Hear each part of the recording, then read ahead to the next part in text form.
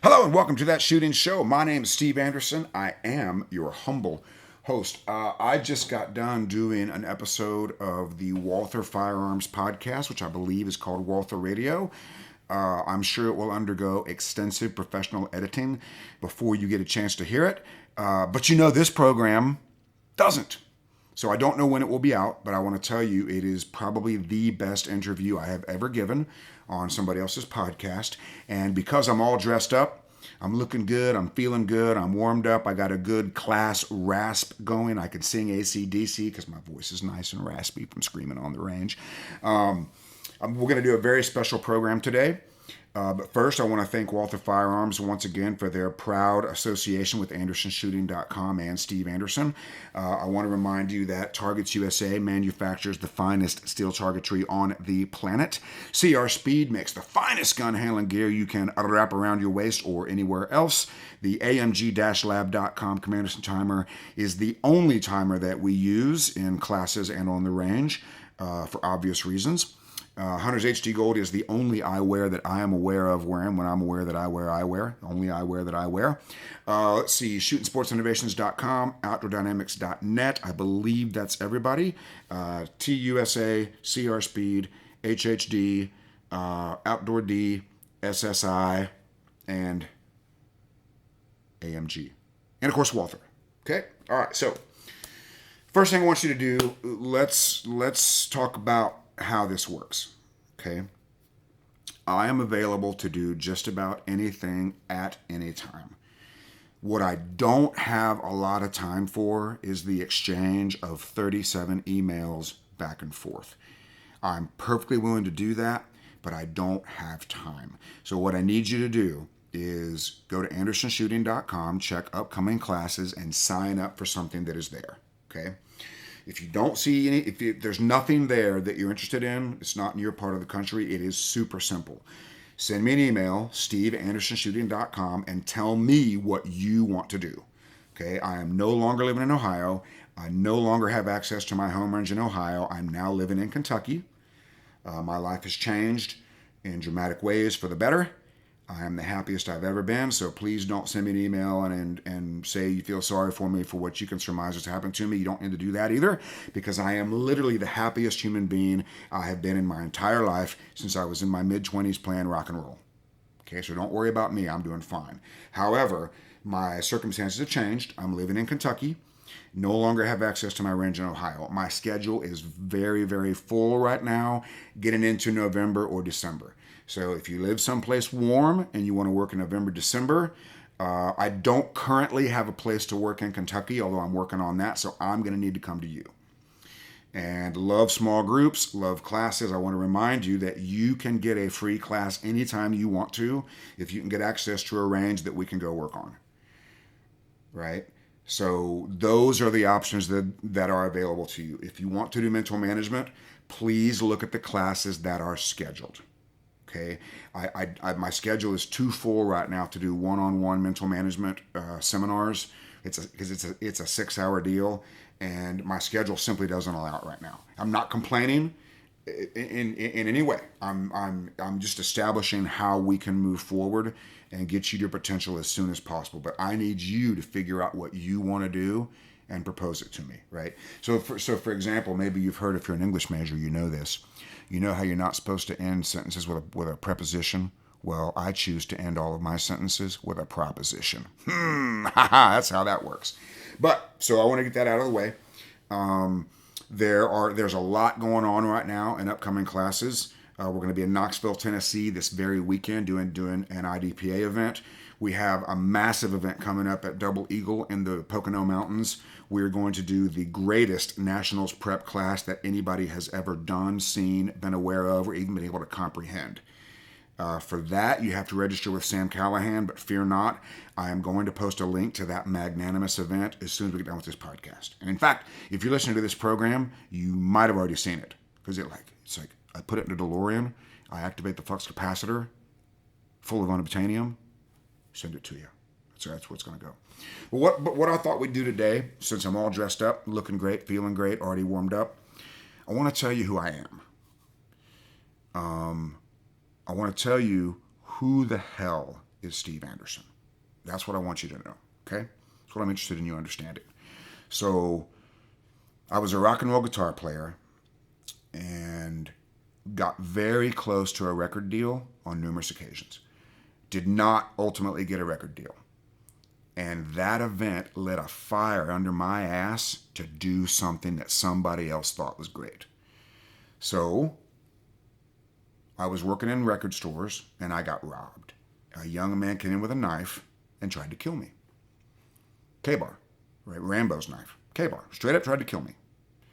Did 28 days of a 6-month sentence and got out of jail. And then the prosecutor called me and says, hey, I want you to know this guy got out of jail. He may come looking for you. I said, oh, great. What are your suggestions? I have a pink piece of paper here that says he can't come to my work or my home. You think that'll be sufficient? And he goes, no, I think you should probably get a gun. Okay. So I went and got a gun, Smith & Wesson 5906. And I felt a responsibility to be proficient with it. So I went to the range. I think it was Friday night was free members night. And I'd go to the range every Friday night and I'd shoot 200 rounds of 9mm. So before I ever set foot into competition, I'm firing 800 rounds a month. Mostly on a pop can on a string at 25 yards. And one night I was there, they were having a bowling pin match. Maybe it was Monday night. It doesn't matter. I learned about a bowling pin match. So think about this for a second. If I am doing 100% of my practice with a pop can on a string at 25 yards, how easy is a bowling pin at 21 yards? Came in second, my very first match. Whoa, who's this guy? And I kept going to these matches. And then I realized that if I hit the first pin with the first shot, I would win the match, and if I didn't, I wouldn't. So I created my very first dry fire drill was literally a Xeroxed bowling pin in my basement at 30 feet. Because I thought, well, I should be dry firing at 30 feet. That way 21 feet will be easier. So that's how that happened. And then I got invited to a steel challenge match. And I said, what steel challenge? Be at this range, this address, this time. And I was like 7:30 a.m.? You want a rock and roll guy to be somewhere at 7:30 in the morning? We're usually going to bed at 7:30 in the morning. Okay, I'll be there. And when I first heard a bullet hit a steel target, I was hooked and addicted to the shooting sports. So I did that. And then they said, hey, if you like this, you should come try IPSC. What's IPSC? Well, you know where the range is. Be there this Saturday, 7:30 a.m.? Yep, 7:30 a.m. Okay, got it. And on my very first field course, I shot every target twice, including the white ones. Literally popped every no-shoot twice. I came back. I was like a three-legged Labrador bringing the tennis ball back to the owner, and my mentor, Vern Walker, was laughing so hard that he doubled over and dropped the clipboard, and I was hooked again. So I continued to do that. And then about this time, I decided that I was spending too much money on 9mm, so I bought a 22 to save money. Of course, you know how that works.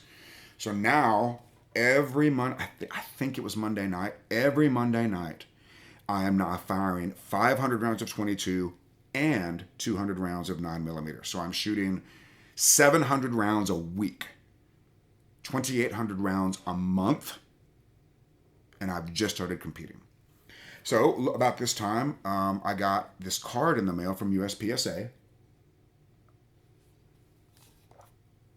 that said A-class. And I asked my buddy, hey, what is this? This says A-class. What's A-class? Oh, yeah, that's really good. What's after that? Master class. What's after that? Grandmaster. That is what I'm going to do. I didn't know anything about it. I said, that's what I'm going to do. If that's the highest I can go, that's what I'm going to do. And about that time, I bought a used Caspian open gun for $1,500, and it worked. Most reliable open gun that I have ever seen in my entire life. That gun has literally malfunctioned twice. No more than twice. Maybe only once in competition. And I made Grandmaster roughly 9 months after buying that open gun. Something else happened. I invented the modern dry fire method. I was dry firing 2 to 4 hours a day with the first 12 drills of what would become refinement and repetition. And so that book exists for two reasons. Number one, my buddy had told me that I was very accurate, but I needed to speed up my draw and that dry fire might help. What's dry fire? Okay. You ever heard of the butterfly effect? Where, boy, I could tell you a story about that. I might have to think about that. Don't want to get too far off topic, even though it's my favorite topic in the world. Got to keep the show on the road here. The butterfly effect basically is where somebody does something that seems to be insignificant at the time, but winds up having a revolutionary effect. So that's the butterfly effect. That's what happened when this guy said a little bit of dry fire might help, and it did. And then after I made Grandmaster, I was the first Grandmaster in the state of Ohio, and everybody kept asking me, "How did you do it?" Because at the time, it was thought that you had to be a professional full-time shooter to make Grandmaster. And I proved that that was not the case. So I'd say, yeah, I got these 12 drills. And I would literally just give them out on one piece of paper. Well, then I thought, well, why am I giving this away? So I would literally go to Kinko's and print the books by hand at night and then ship them out. Okay? All right. So then I started going to larger matches. And I developed a problem. I wasn't the fastest shooter outside of Ohio. Or at least, that's how it started. Because I did something kind of dumb. After I made Grandmaster, I turned off the par times. And I was no longer getting faster, and I may have been slowing down because I was no longer holding myself to the par times. See, getting Grandmaster fast is really simple. Set up anything in the world you want that you think will contribute to becoming a Grandmaster, put a par time on it, and learn to do it faster. Quicker, sooner, better. That's all you got to do. Very simple. Works great. But I started going to bigger matches. I started getting beat. And somebody, Travis Tomasi, had recommended to me the book With Winning in Mind by Lanny Basham. So I read it. And it made a lot of sense to me. But I couldn't figure out how to apply it to a sport that has duality of scoring. Meaning, bullseye sports, no problem at the bullseye. It doesn't really matter how long it takes. Well, USPSA, IPSC's a little different. There's a time component to it. And the time component to the accuracy requirement has confounded people ever since we started timing shooting, right? I figured out how to solve it, but I hadn't yet. So my second book, Principles of Performance, is chronicling my journey from a newly minted Grandmaster to a guy who's having a little bit of a mental game opportunity. And what's funny about that book is the interview that I did with Lanny Basham was a ruse to ask him a question. Because I thought, I don't want to pay him $500. That was also a stupid mistake. Don't make that mistake, by the way. Don't save $500 and not solve the biggest problem in your shooting. Wow, shooting's 90% mental. Okay, then you need to write me a check for 90% of your shooting budget. That's what you need to do. Oh, it ain't worth that much. Well, then it must not be 90%. That's all there is to it. So, the whole thing was a ruse to ask Lanny one question. Because after I made Grandmaster, they put me on 2 super squads at my first nationals. I was on the open super squad and the production super squad. And I undertried in the open match. Undertrying is where you slow down to get your hits. It's a conscious control of speed caused by fear of making a mistake. That's what I did. Now, undertrying will produce a better result than overtrying. Overtrying is the opposite. Overtrying is rush, try, hurry. But I hadn't learned at that time to let the vision control my shooting. I hadn't learned that yet, but I learned it the very next match. So I came in, I think 21st, my first Open Nationals. You can go look it up. It was probably, I want to say it was 2004, but I could be off by a year or two. But an interesting thing happened. The only reason I shot the production match was because it was happening the same week at the same range. I was already there. So I took my Springfield XD5 Tactical, which is a really great gun. XDs don't get a lot of love, but that particular gun, this is before the XDM. The XD, the standard XD Tactical 5-inch barrel, really nice gun, really nice trigger, fantastic guns. And I am probably, outside of Rob Latham, the only person to ever win a national title with one of those. Pretty cool. So And by the way, I chose that gun because at that time, Springfield was sponsoring every match in the world, and I wanted to support them. Wanted to support Springfield. That's what I did. And so I get to stage one of Production Handgun Nationals, and it was 2 Texas Stars at 15 yards. And I was nervous. And Dave Savizny, look up Dave Savizny, he noticed I was nervous. And he said, "Hey, Steve, how you doing? You got sights on your gun?" "Of course I got sights on my gun, Dave Savizny. You can see that I have sights on my gun. Why would you ask me such a stupid question? Dave Savizny, please, you're smarter than that." At that time, Dave Savizny was the best production shooter in USPSA. Do you have sights on your gun? Use them. Butterfly effect. So I thought, well, he can't be wrong. He's Dave Savizny. So I used them. And I let go of trying to go fast, and I let go of trying to slow down, and I simply shot the gun when the sights were acceptable. Felt pretty slow. And because I wasn't listening to times, I was on the Super Squad. I wasn't expecting my production times to be all that competitive, so I just wasn't paying attention to the times. And I won Master Class. And so in my mind, that's a national title. Otherwise, they wouldn't award it. So yeah, I'm going to claim that one. I am a national champion in production. The division that I was not competing seriously in and did not train for very much. How did I do it? I subscribed to a process without worrying about the results. I identified a strategy to give me my best possible performance at that time, and I employed it. And I employed it without worrying about the results, examining the results, thinking ahead to the results. I'm going to stick to this process. And it worked. And it'll work for you. I promise. And then life happened. I got out of competition for a little while. It's interesting. It doesn't take much for shooting 2 holes in a cardboard target to not be super important anymore. Doesn't take much. So in and out of the sport a little bit. And then I kind of got back into it. And then I decided to write my 3rd book, Get to Work, which has been called my manifesto. Well, I don't know if good guys can write manifestos or if that's strictly for the baddies, but I wrote a manifesto called Get to Work.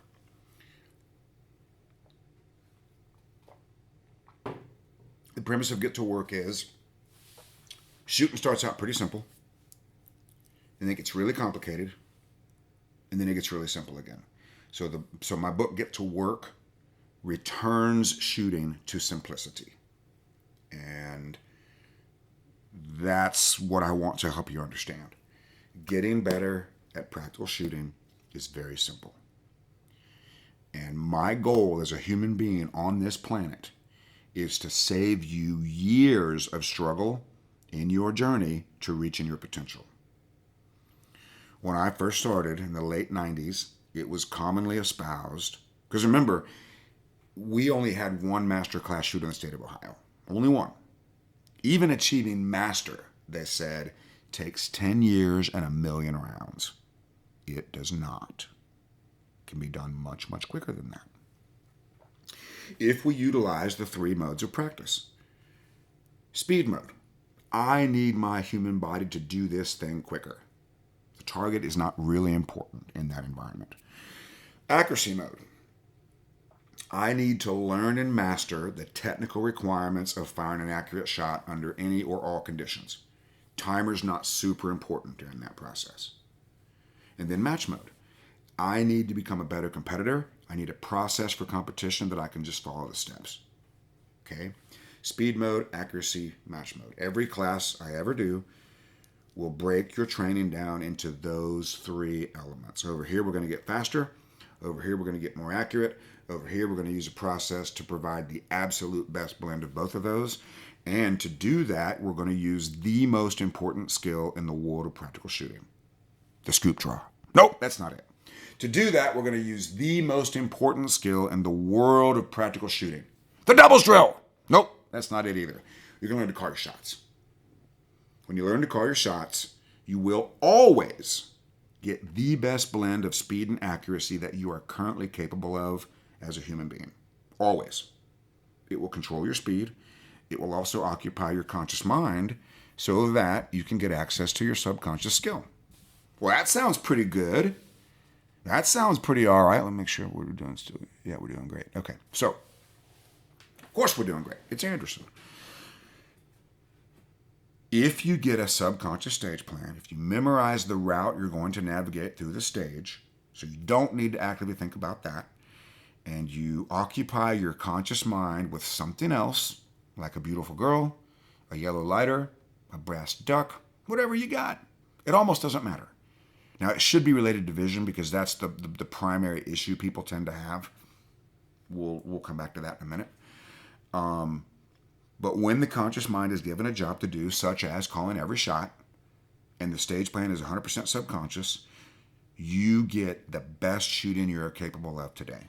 But if you try to put speed on that, or if you attempt to control your speed, consciously control your speed in any way whatsoever, those things don't happen. And without a subconscious stage plan, those things don't happen. How do we shoot our best? We shoot our best when we know the stage inside and out. We're not thinking and we don't care. I can help you replicate that environment extremely consistently. I can help you do that. And I can save you years of struggle. Okay? But you got to buy into the whole program. There are people listening to this program, that have bought into Anderson shooting and mental management at about at a 75-80% level. And they're reaching roughly 75 to 80% of their potential. But let me give you a list of names who are doing it 100%. Jay Slater, Jay Beal, Gaz Evans, Rich Alloway, Joey Sauerland, Billy Harrington. Trying to think of who others right off the top of my head who are 100%ers. It's hard to remember the 100%ers. Oh, Drew Maruski. Holy moly, Drew Maruski. It's hard to remember the list of full buy-inners because I don't hear from him as much. Oh, Steve Miles, IDPA World Top 5. The other guy, Andy Willingham, IDPA PCC Top 5 in the world, are buying into the entire program. The training aspect, the mental aspect, the self-image care, they're buying into the whole thing, right? So let's look at it this way. I have learned from Lanny Basham how to win the Olympics. And I'm certified to teach Lanny Basham's methodology in how to win the Olympics. So if I learn and can teach how to win the Olympics, what do you think I can do for a C-class shooter? What do you think we can do together? Boy, you sound pretty full of yourself. Let's talk about that for a second. So performance is made up of three things: conscious, subconscious, self-image. Let's call those strategy, skill, and confidence. Do I seem like a confident individual to you? That's a function of self-image. It is not the same thing as ego. Ego says, I'm too important to associate with you. Self-image says, I'm the best in the world at what I do. You don't have to listen to me. You can listen to Lanny Basham, right?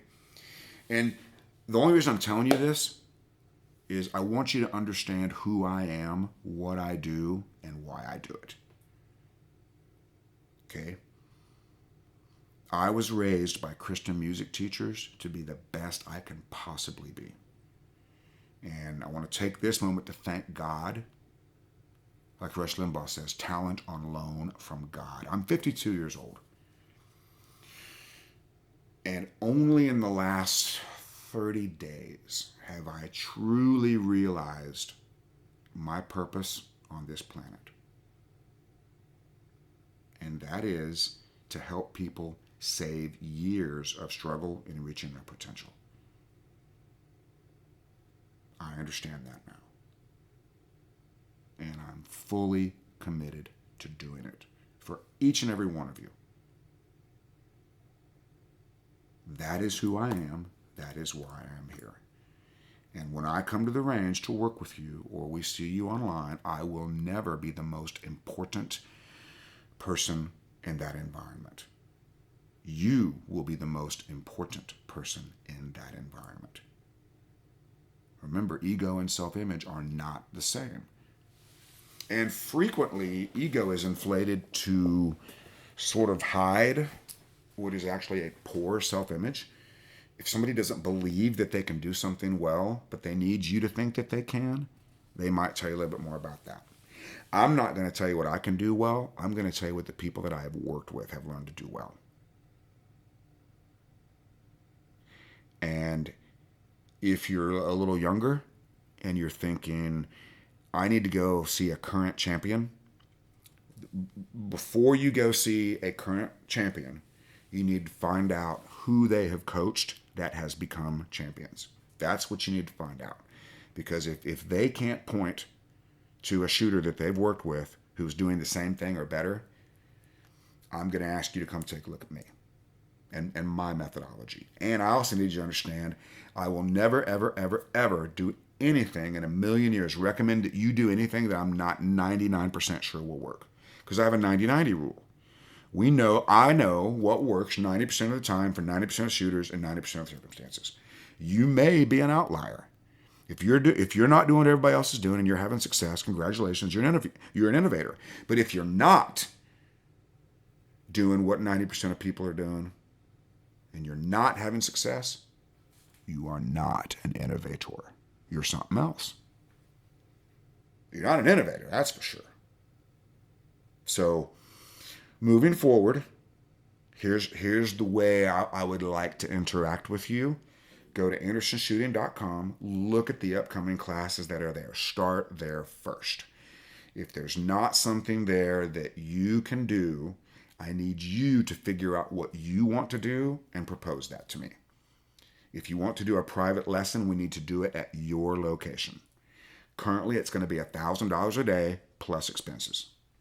And right now, I can do some weekdays, but we're looking at October, November, December, maybe even January. Okay? And for that $1,000 a day, you can bring up to 4 people. Up to 4 for $1,000 a day, plus actual expenses. It will be airfare, hotel. If you can host me, drive me around, your only expense will be airfare. If you have points you want to use, then you won't have any expenses at all.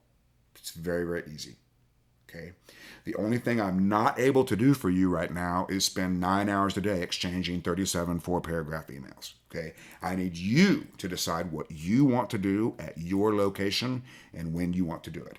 And when I propose a date to you, I need you to commit to it because I'm giving these dates out to multiple people and I can't have 6 people all choosing the same date, and I also can't have 6 people choosing none of them. I'm just trying to make this easy for everybody. Right? I want you to reach your potential as quickly as possible. In order to do that, I'd like to sort of propose the way it's going to go. Okay? And you Anderson Insiders, what we need to start doing is we need to schedule next month's call on the current call. I can help you much, much more efficiently if we schedule these things months in advance. Okay, I'm doing the best I can keeping up with the Anderson Insiders. I want to give you your free phone calls. I want to help you. Oh, and what will really help the Anderson Insiders, please don't schedule another call until you've done what I asked you to on the last one. I only have 2 kinds of phone calls. Hey, I'm doing everything you told me to do, and I'm having success beyond my wildest dreams. That's the Rich Alloway model. That's the Drew Maruski model. The other one is, I didn't do what you told me to do. What do I do now? I'll be happy to tell you again, but I would love it if you would try my previous suggestion before you ask me for another one. And by the way, guys, I didn't invent any of this stuff, okay? What I did was very similar to what Landy did. I'm not going to claim to have invented all of this stuff, but I have understood it and put it together in a way that's very easy to understand and very easy to use, very easy to employ. But the more complicated your job is, and the better you are at a complicated job, the more you're likely to struggle with simplicity. But if your job is simple and you like things that are simple, see, Joey Sauerland, he's a very smart young guy, but he likes things that are simple. He's a physical fitness coach. Physical fitness is pretty simple. Do these things, get this result. Right? Jay Beal is very intelligent. But I don't know how complicated goat farming and blueberry farming is. It's probably pretty simple once you figure it out. It's not like the world of 4D chess of finance and law and engineering and things like that. Okay? But who I am is the guy that wants to make a modest living saving you years of struggle. That's who Steve Anderson is. I'm not in it for the money. Trust me, don't care that much. Need to meet my basic needs. I need to pay off a thing and then provide a future for myself. And I will literally do anything at any time to help you reach your potential. That's who I am. That is what I do. I just wanted to give the new people an opportunity to get to know me, because once this Walther program comes out, people are going to be hearing about me for the first time. I want them to have a place they can go and learn who I am. Oh, you just want to talk about yourself. No, I just want people to know what they're getting. That's what I want. No surprises. Don't like surprise. Well, I like surprises, but I don't like expensive surprises that are unpleasant. I don't like unpleasant surprises. Let's just put it that way. If something's going to be unpleasant, I want to know ahead of time. That's cool. Okay? So this is who I am. This is what I do. This is what you get. You get 100% of me all the time. So go to upcoming classes, andersonshooting.com. If you want to do something that is not listed there, I need you to figure out what you want to do. I no longer have access to my home range in Kentucky. In Ohio. I am in Kentucky, but I don't currently have a place to work in Kentucky. So I need to come to you. And when I give you a list of dates, I need you to commit to them as quickly as possible.